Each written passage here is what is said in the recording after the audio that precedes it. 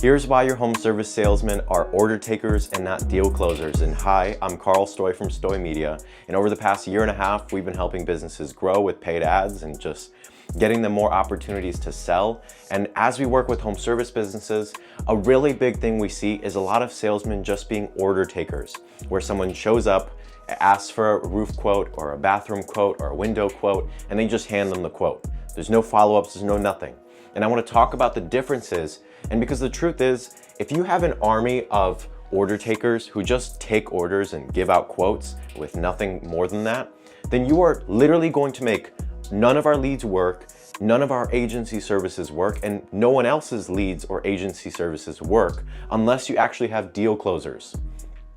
And of course, there's, maybe that one home service business that has one deal closer and that's it, because you don't train everyone. And so I'm gonna talk about the differences in how to actually have more deal closers and what the difference looks like. And don't get me wrong, we're not the salesmen, we're the marketers. But unless you have deal closers who look like this, which I will talk about in a moment, you will not be able to get any of our pay-per lead services or any of our agency services to work. And yes, we do pay-per lead. You can check out the description. You can see how you can just pay per qualified lead. But let's talk about this. I want to talk about a specific few traits that an order taker would just have. And honestly, I think a lot of this is just an absence of things. You see, a deal closer, we'll talk about both at the same time. I actually want to talk about what a deal closer looks like. And if this is what all your salesmen look like, then we want to work with you. A deal closer would look more like they would have objections to handle, objection handling. They would have a follow-up process. They would have actual sales skills. I think a really big one, and we'll talk about order takers here for a second. We'll kind of bounce in between both of them because I want to make sure you have a full idea of what one of these salesmen would look like, because an order taker will never be able to make any leads work. An order taker just drops off quotes. That's it. Or worst case scenario, they email it. Oh my goodness. The emailing people quotes is possibly the worst thing you could do for your close rate. All you are relying on is luck and price.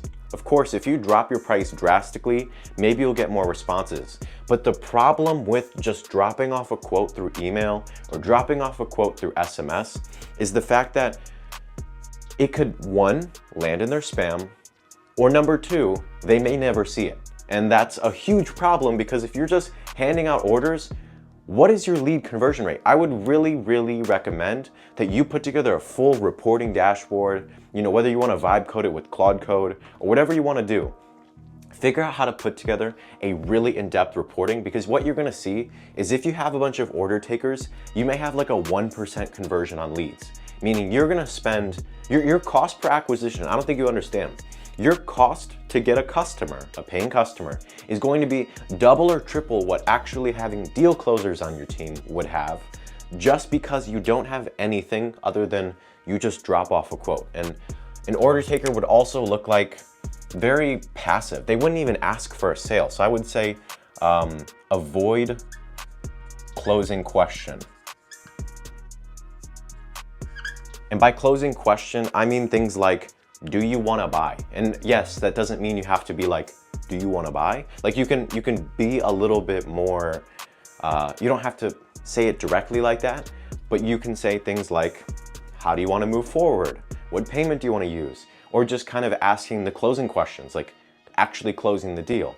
If you call them over the phone a couple days later and just say, do you have any questions? Do you have any questions about what we did? It's like, no. What you're supposed to ask is, when are you ready to move forward? When are you ready to start buying?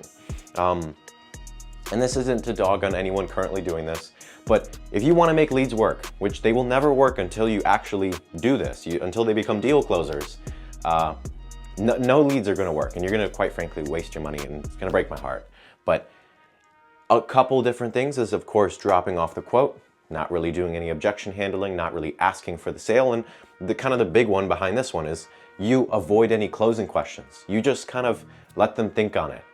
The thing is, I want to break this limiting belief because I feel like this is why all of your salesmen are order takers and not deal closers. There's nothing wrong with sales. There's nothing wrong with sitting with someone and trying to get them to purchase.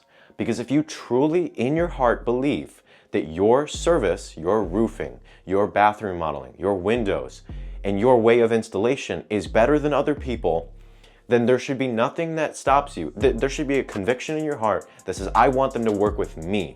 Why? Because I know I can get them I know I can get them good work. I can install it right.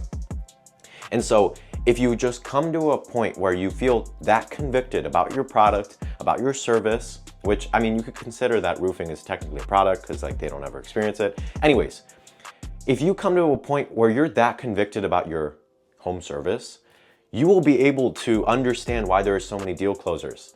A lot of people are afraid of sales. I don't want to do sales. Every single day you sell. If you have children, if you have a wife, if you have employees, and you have to convince them to do something, you have just sold them into doing that. You have just sold your idea to them for them to do it. Therefore, you have sold people every single day, and selling is not selling, it's persuasion. And if you can persuade someone to go with you because you truly believe that your stuff is better than someone else's, then that's how you'll become more of a deal closer. But order takers who don't really care, and yes, your salesmen can be deal closers. There's a reason why the biggest $100 million roofing, $100 million or $1 billion remodeling companies or restoration companies or window companies, the reason they're that large is because their salesmen are deal closers. Yes, there is the stories of a salesman pressuring them for hours and just sitting in their house, like begging for the sale, and like someone has to push them out. Yes, that happens. But if you understand that your limit is a lot farther than you expect, your way of pushing and saying, yeah, like, come on, like, oh, it's too expensive. You know, you battle that objection. We're not the salesman. But you're gonna find out that your limit is actually a lot farther than you think. And you can sit in there and you can continue asking for the sale. Now, like I said, not the salesman, but there are plenty of sales trainers for home services that I would recommend that you reach out to. But another one for an order taker is probably no sales training or no drive, I think is a really big one. So no drive. If you're the owner selling like this, then I don't understand how you're still in business. But if you are, well, you're probably still in business because of referrals, and that's a whole different one, referral trap. Feel free to check out that video. It's going to be on this channel. It's essentially a harsh truth about people who just rely on referrals for a home service business, but usually an order taker just doesn't care, or they're that swamped. And yes, we have seen both. We have seen both where the salesman is literally swamped. They're the only salesman, and they have maybe 5 quotes to do a day. And it's more like complex stuff like remodeling or glass railing or something like that. So it's really hard for them to actually follow up with someone. But for the people who don't have that many appointments, they don't really have that many just opportunities to sell, they usually don't have the drive to actually care, to actually just keep following up and battling those objections, learning in their free time. A deal closer learns in their free time, learns constantly, reading books. There's plenty of sales books. I mean, there's so many sales books that aren't specifically roofing or remodeling or windows or whatever you do related, but they will teach you so much about sales. A deal closer is constantly learning. They're constantly figuring out, how do I get more commission? And I think a great way to actually filter out only the deal closers is probably do a commission only model where that salesman will only make money if they sell projects. If they don't, you don't get paid. And I think this is also a great way to make only deal closers. But a deal closer would constantly be learning, and usually order taker, someone who just shows up. And I think this is a great example of what would an order taker look like if they were on a sales appointment. The order taker would show up, introduce themselves to the homeowner, and just go up or go around or do whatever and go take the quote. And then they're going to take those measurements, you know, whether that's on their iPad or on a clipboard or whatever, and just say, all right, Mrs. Prospect, I'm going to just go back to the office. We're going to put together the quote, and then we're just going to send it over to you via email. Okay? Okay. And then they just leave. That's it. A deal closer would instead show up to the sales appointment, introduce themselves, of course, go take measurements of the quote, but also before that, they would probably have a lot more rapport built. Meaning, I have a whole different video called How to Make Sales Appointments More Effective. Feel free to check that out. It's essentially a pre-appointment process to build rapport, make the sale a little bit more human, and be able to increase those close rates before you even show up. Now, deal closer. You already have that rapport built as soon as you've showed up. You introduce yourself, hey, Mrs. Prospect, hey, Mr. Prospect. They already know you because they've already seen a video about you, and there's a lot more on that video. But you show up, go take your quote, and then you come down. And there's two situations here. If you cannot quote in person, meaning you do something like bathroom remodeling and you need to do a full design, or it's something that you just cannot quote in person or right there on the spot, then here's what you do. The deal closer would schedule another appointment. Hey, I just got together all the measurements here. I've got everything. Let's just schedule another appointment in our showroom. And then we can just put together the numbers. We can show you what you're actually gonna be buying, and then we can put everything together there. Sounds good? And then they schedule that appointment for the showroom, meaning for that second appointment, you're gonna have the quote prepared in your hand and also gonna have materials there. Because if you sell something like roofing, they have no tangibility behind this product.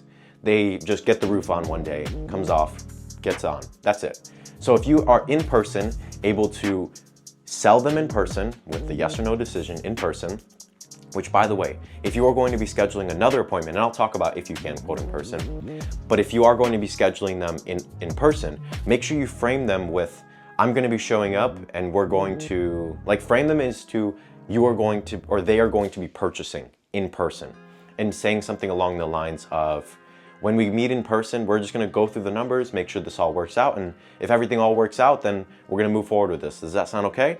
And then being able to frame them in a way where when they show up in person, they are already expecting to make a decision, a yes or no decision. And there's a lot, you could get a lot more articulate. Like I said, we're not the salesmen, we're the marketers, but you can get a lot more articulate to the way you say that. But they would go in person, and there you'd be able to show them the product, let them feel it, you know, the kitchen or the roof or whatever, because they have a lot more tangibility behind what they're gonna be purchasing. And then you get the yes or no decision, and that's where they close. And that's where, in that situation, once they ask the closing question, so how do you wanna move forward? What payment do you wanna use? Things like that. From there, they're able to battle the objections. Oh, this is too much money. Okay, sounds good. Well, do you actually care about the quartz countertop? Do you care about this specific feature? No? Okay, so then take those off. Now the new price is going to be X. Oh, that's a little bit more reasonable. So how do you want to move forward? You keep asking for the sale over and over, and that's how you close the deals. Now, let's say you can close in person, say you do roofing, and you have like an instant quoting tool. You get the quote, you go down, and you say, hey, Mr. Prospect, let's sit down on the kitchen table, let's look over the numbers. You wanna sit down? And I believe the psychology is like, if they're sitting down on their kitchen table, they're more likely and more relaxed to say yes, except when they're standing up, they're like all strained. So instead, sitting down on the kitchen table helps. I don't know, like I said, we're the marketers, not the salesmen. And so when you sit down on the kitchen table, there you can get the yes or no decision. Hey, show them some models. That's the same way you would in a showroom. You want to show them the actual thing that they're buying, the siding, the roofing, the shingles, the whatever.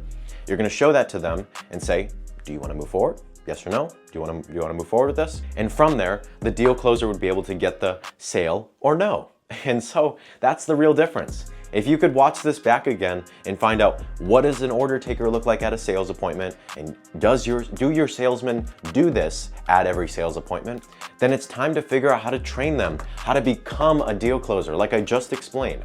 Sales doesn't have to be complicated, but it is the biggest needle mover in your home service business.